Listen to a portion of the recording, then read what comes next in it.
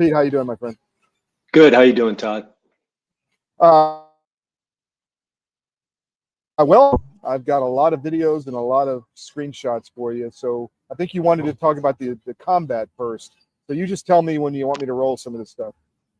Yeah. Let's start on the battlefield as we always do, and just what we're going to see is a couple tapes from the area we looked at last week around Pavlovsk, the encirclement, and what's happened since then, which says a lot about the command and control and the way this war is going.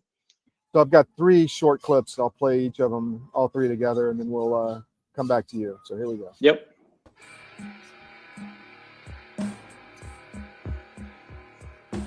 So this is the results of one of the Ukrainian counterattacks. Again, a desperation move, much like the air assault we watched last week.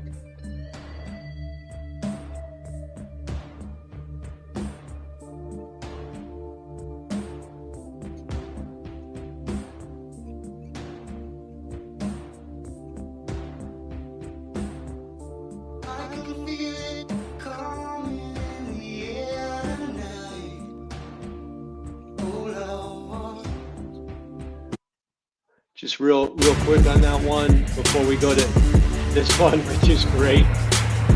We'll let this one play.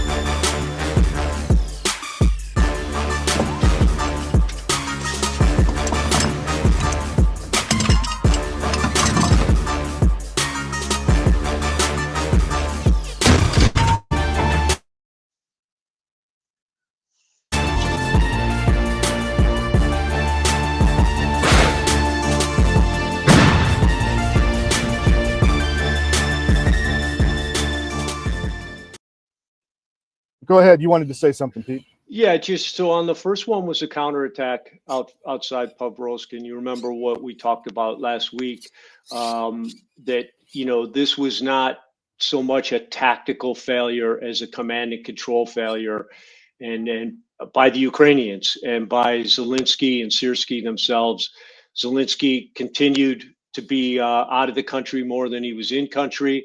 They blew it. They told these men to stay put, to hold their position. Some of the prisoners were about to see one of the prisoners. Some of the prisoners said they had no idea they were surrounded. So, what that tells you is you've got what we've heard from 2022 forward. You've got commanders who don't talk to their troops, don't think that they need to inform their troops of what's going on to their left, right, and in front of them. And that is part of how they got caught up in this cauldron with, we're not sure how many men are in there. We believe there's still a couple of thousand in Mironohrad, still trapped in there. But because they were so late, because they had this obstinate, command, constant, no, hold the line, stop asking, stop suggesting things and asking. Zelensky's out of the country. You cannot make a major decision without him weighing in, and so they stayed too long and got trapped. Once that happened, the same knee-jerk reaction of command and control occurred from Kyiv, from Wiesbaden, sending counterattacks. Well, of course, the Russians were expecting that. So everywhere they pushed to a new location, they immediately reinforced. And remember, they have the troops to do that.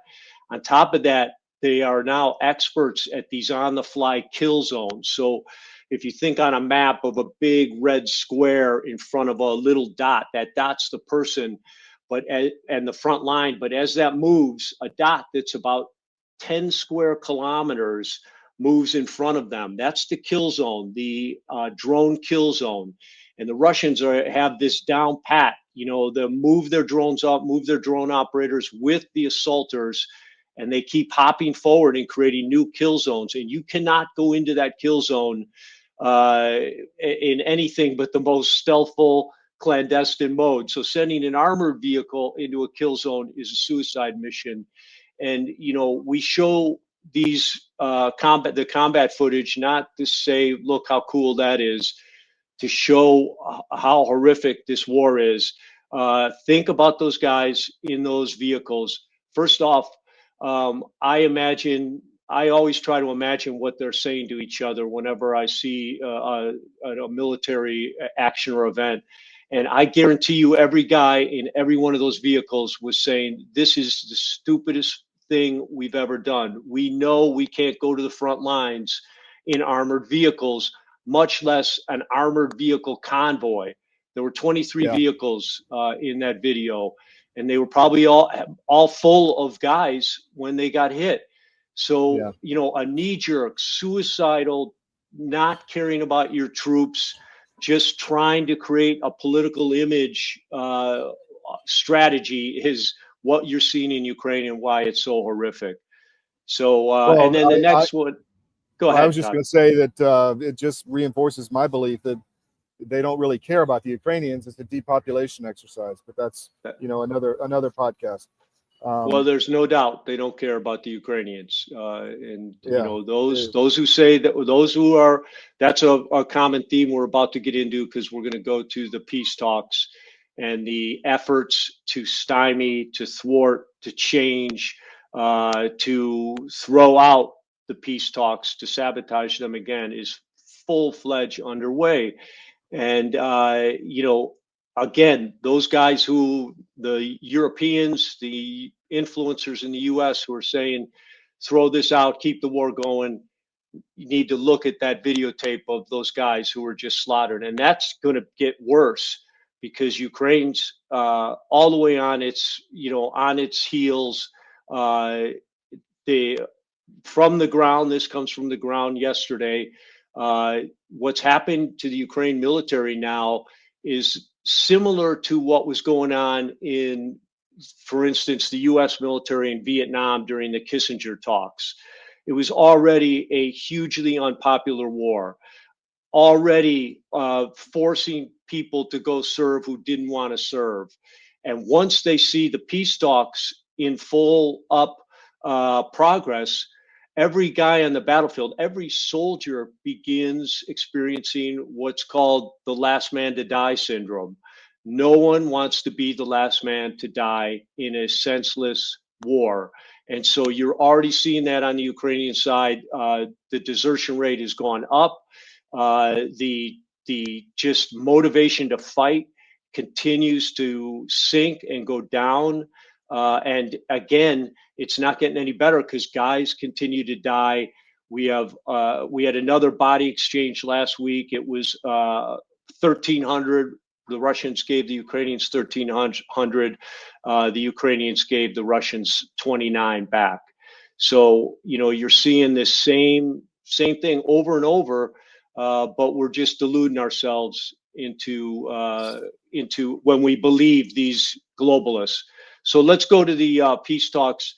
Do you know the one with the EU in clown suits? If you go to that one, that shows their 4 points they're fighting right now.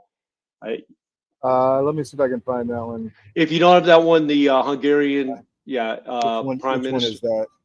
That one's good, because I like what it says down on the bottom. It should be painfully clear the greatest enemies of Ukraine are those who pose as its supporters in the West. It has always been that way. In any case, those who display Ukrainian flags in their social media profiles consciously or unconsciously root for complete destruction of Ukraine. And a lot of people have been saying that, and we're not criticizing you if you've got a Ukraine flag in your front yard. We're trying to educate you for what you are inadvertently doing with that Ukraine flag without understanding the conflict at any level. I'm just going to run through these, and you can talk about them. Sorry if they're out of place, but this one is from MERS. Yeah. So again, MERS, there can be no peace plan for Ukraine if we, okay, let's unpack that, do not give the go-ahead on issues concerning European interests. that one should be etched in stone for history. Yeah. And that's what it's about, folks. That's why the EU, keep going, Todd. There should be, there's also one on stock prices for European. Sorry, here's your 4 points. I didn't get the clowns though. Yep, yep. That's okay. We don't need it. So proposals to recognize Russian sovereignty over Crimea, Donbass, and other territories. We'll talk about that. They're against that. They're against Russian sovereignty.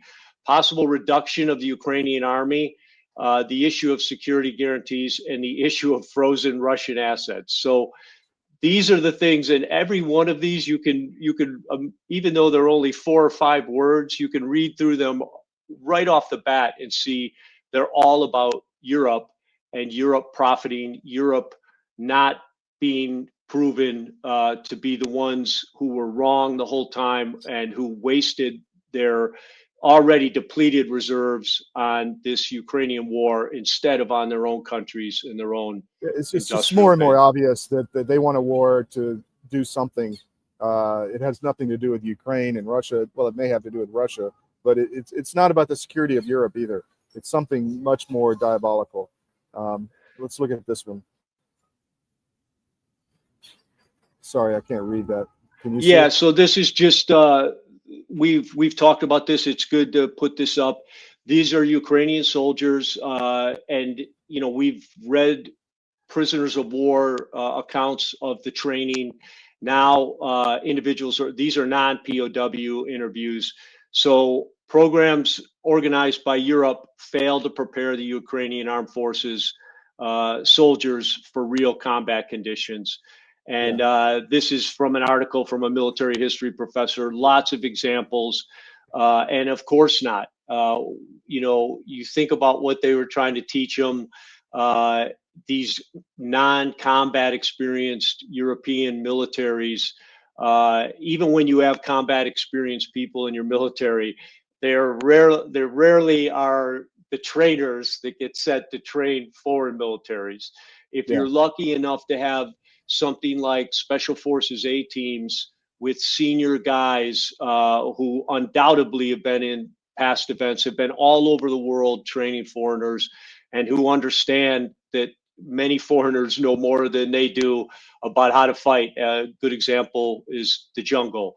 When you train guys for the jungle, they can move further, farther, and fight harder than you can because they're used to it. So you can learn from them. But that's just another example that things gone wrong from the beginning. This is just a prisoner talking about some of the common themes we've been sharing with our viewers. So this guy was in Pokrovsk, the Pokrovsk area. And just some of the things he said, I was at the position for a month and a half. Supplies were dropped once a week. So all of these frontline troops, Ukrainian troops, get supplied by drones. So there were gallets and water, and we're running around the fields looking for it like mushrooms. I like that description. 1 week, 2, 3, 4. I was sick of it. So imagine 4 weeks. And folks, every day you wake up, imagine waking up with, in this surreal environment where trees look like splintered matchsticks, and you've been bombarded all night. You're still being bombarded, and you're just waiting for when the ground attack is going to happen. It's terror. It's unmitigated terror. Yeah. So that's why we unauthorized and left their positions. So abandoned again on the battlefield. So I have the video of the Hungarian minister, but it's not in English. And then I have the video of the POW, and then one more combat video. Yeah, let's just wait a second. You can put the Hungarian picture up. And again, he's just making a point. Sorry. Yeah, you don't need to play it. Yeah. So it's just, you listen to these globalists who want to keep the war going, and listen to and learn as they hurl this bold-faced propaganda. And we know anyone can be misguided or misled by propaganda. However, when you see the reality of the situation over and over, once an incident, twice a coincidence, three times a pattern, it makes sense to dismiss these globalists, to dismiss these sources of information. And folks, just watch the news for a few minutes and you will see a completely made up world being portrayed and a completely made up personalities being portrayed, especially of Zelensky and the Ukrainians who, you know, up till a couple days ago, we thought we're in the middle of a massive, you know, fraud crisis, $100 million, but that seems to have been tucked under the rug now too. So those that continue to deny and cover up the reality on the ground are deceiving themselves, for the influencers, the people who listen to them. But most critical of all, they deny the Ukrainian people and their military access to accurate and actionable learning feedback loop. So they are denying these soldiers and the people of Ukraine access to reality by continuing to perpetrate this victim mentality and this series of events that never happened. And so I think it's an appropriate time to do just a very quick overview of the facts that should be said out loud every time someone discusses who should get what in this negotiation. So very quickly, the Ukraine war started in 2014 when the Obama administration and the EU partnered with Ukrainian politicians, George Soros, NGOs, and the ultranationalist neo-Nazis to foment dissent and violently overthrow the duly elected president of Ukraine, Viktor Yanukovych. So that is a fact. That's in history. We've got recorded phone calls. We've got communication from the CIA and State Department. That's a fact, and no one disputes that. And then in the weeks and months that followed the regime change, those ultranationalist neo-Nazis effectively controlled 5 ministries of the government, including the Ministry of Defense, and $1 billion in cash from the USAID slush fund. So, you know, with USAID slush fund, the neo-Nazis were empowered and enabled to attack the ethnic Russian people of Donbass. And from 2014 to 2022, over 14,000 ethnic Russian citizens of Donbass were killed at the hands of the Ukrainian forces. And folks, that's the battlefield that we're talking about. Everybody, the battlefield has been fought on terrain that is populated by ethnic Russians who were being killed by the Ukrainians. So when you say this, when you hear these pundits say, you can't give a good deal to Russia, that just tells them, you rewards them for invading. Well, yeah, you can call it an invading. In the same way, you can say that if you saw your friend being mugged inside the vestibule of a building, and there was a sign on the door of the vestibule that said no trespassing, yet you burst in there, hit the mugger on the head, threw him out of the room, and saved your buddy. Did you just trespass? Well, I guess technically you did, but you trespassed for a reason, and any judge would understand that. It's the same thing with what happened with Russia. And it's important to point out that the humanitarian slaughter, that 14,000 ethnic Russian citizens, was ordered by Ukrainian politicians. Also, that is written. There's written edicts that outline it with approval from their U.S. and EU handlers. So we actually encouraged it. And just very quickly to end it, to show you how bad it was. So on November 20th, 2014, that's 9 months after the overthrow of the duly elected Ukrainian government, Vice President Biden, so we're still in the Obama administration, visited Ukraine, and specifically to President Petro Poroshenko, the US and EU installed president, for the 3rd time.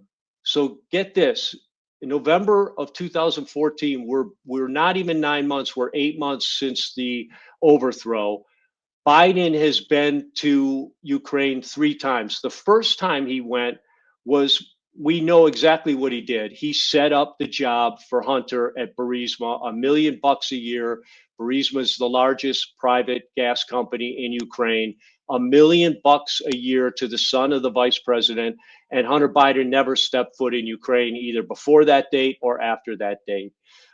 So that was his first, but this is his third. And if you go back into the Joe Biden archives, this third meeting was described as a strategy meeting. Okay, so what happened? Well, we don't know, but let's go forward 2 weeks. 2 weeks after Biden left, Petro Poroshenko, president of Ukraine, gives a State of the Union speech specifically about what's going on in eastern Ukraine against the ethnic Russians. Here's what he said, and I quote exact: "We will have work, they will not. We will have pensions, they will not. We will have benefits for elderly and children, they will not. Our children will go to school, theirs will stay in the cellars, because they can't do anything, and that's how precisely we will win this war." In addition, he approved the outlawing of the use of the Russian language and began the efforts to outlaw the Russian Orthodox Church, which you've been all over from the beginning. So, folks, I'm not sure there's ever been a bigger or more despicable humanitarian war crime than what was done to the ethnic Russians for the next 7 years. And just so everyone knows, the UN Human Rights Charter refers to the Universal Declaration of Human Rights adopted in 1948, which outlines the fundamental human rights which are to be universally protected. And it serves as the global standard for freedom and equality, affirming that all individuals are entitled to the rights of life, liberty, the pursuit of happiness, along with freedom of speech, freedom of religion, and government representation without discrimination. So if you just take what happened for those 7 years and then take what the universal standard is, you see why Russia invaded. The same way you're not trespassing when you go into that vestibule to save a friend. Russia was not invading Ukraine when they went in to save these ethnic Russians who begged Putin to come to their aid for all 7 years. Putin demurred. He was super conscientious about, believe it or not, provoking NATO. He wanted to find a solution. He couldn't believe no one would talk to him. So at the end of 7 years, he was at wit's end. He's got ethnic Russians begging him. There, you can see on video, and folks, as I've mentioned before, you can still see these videos. Go back to whatever your favorite search engine is. Go in for 2014 or 15 and go to Donbass. And Donbass is, just so everyone knows, Dun stands for coal, Bas stands for basin. Donbass is the coal basin, which consists of Luhansk and Donetsk oblasts. Both of those oblasts voted to be part of Russia. So the other thing you don't hear people saying when we showed you those 4 points that the Europeans are fighting, one is giving up Donbass in Ukraine. Well, Donbass in Ukraine, the people have a say. They voted to be part of Russia, not because Russia has a better Olympic team, but because Ukraine killed 14,000 of their colleagues, their neighbors, their family members, outlawed the use of the Russian language, outlawed the Russian Orthodox Church, took away their pensions. So whenever you hear this about people immediately fleeing to Russia, Russia paid the pensions and has been paying the pensions of the Donbass retirees since 2023. Everything about this needs to be said out loud, needs to be brought to the forefront. So as we go through negotiations, people know why we're doing what we're doing, and we don't pivot off these outlandish lies by the propagandists that, you saw guys like Merz spitting out all over the place. They think you're too stupid to go back in and understand history or understand what just happened 11 years ago, and is on any search engine. Again, you can watch videotapes of it. You can listen to Victoria Nuland and the U.S. ambassador of Ukraine talk about overthrowing the government and who they're going to install. So all this needs to be brought out. All it needs to be refreshed, and then we need to allow these peace talks to go. We need peace. We need to stop the horrific killing and rebuild Ukraine and Russia, normalize the relations, and end the threat of nuclear war. Pete, well said, man. I'll just let you roll because you were definitely on it. So very good, very good. Well said, and good history for the whole thing. And we'll get this out. Is there anything else you want to get out today? No, I think that's it, man. Yeah, thanks again, Pete, for the insight, and I hope our audience understands they're getting the real deal. Thank you, Pete. We'll see you again next time. You bet. Take care, Todd.